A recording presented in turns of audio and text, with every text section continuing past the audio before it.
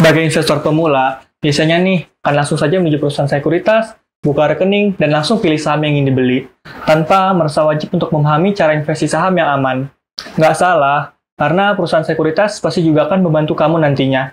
Tapi, untuk meminimalkan kerugian saat awal berinvestasi saham, ada caranya nih.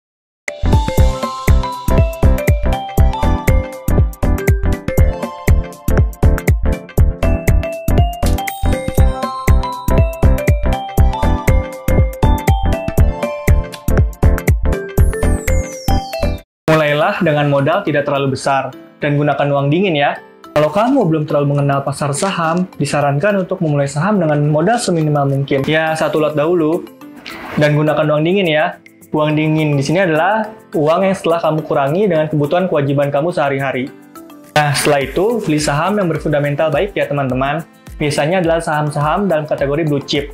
Cirinya adalah perusahaan tersebut dikenal oleh publik dengan reputasi yang sangat baik. Mengapa memilih saham blue chip? Saat pasar saham terkoreksi atau berkinerja buruk, saham blue chip juga akan terkoreksi. Tetapi setelah pasar saham mulai pulih, saham blue chip juga akan bergerak terlebih dahulu dibanding dengan saham yang lainnya. Lakukan diversifikasi pada portofolio investasi kamu ya teman. Ingat, don't put all your eggs in one basket. Alias, jangan sampai kamu menaruh seluruh harta investasi kamu di satu tempat saja. Belilah beberapa jenis saham untuk membagi risiko. Dengan punya banyak jenis saham, risiko kerugian akan lebih kecil dibanding jika kamu hanya memiliki satu jenis saham. Jika saham berkinerja buruk, maka ada kemungkinan lain saham yang lain bisa naik loh teman-teman. Poin selanjutnya adalah fokus untuk investasi jangka panjang. Seperti yang sudah dibahas video sebelumnya ya, investasi saham sangat cocok diinvestasikan untuk jangka panjang.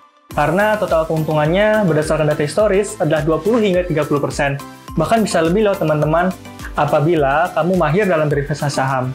Semakin panjang investasi kamu, semakin besar juga tingkat keuntungannya loh. Lakukan analisis dan review portofolio kamu secara berkala. Dapat kamu lakukan 3 bulan, 6 bulan, atau 1 tahun sekali.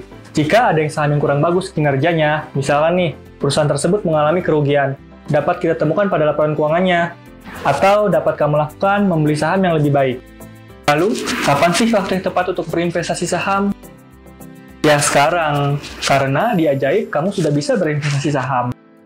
Fitur-fitur yang tersedia akan memudahkan kamu yang masih pemula untuk investasi di saham yang sesuai dengan preferensi kamu. Bahkan, kamu bisa punya akun saham tanpa setoran awal. Yuk, tunggu apa lagi? Selamat berinvestasi di pasar saham!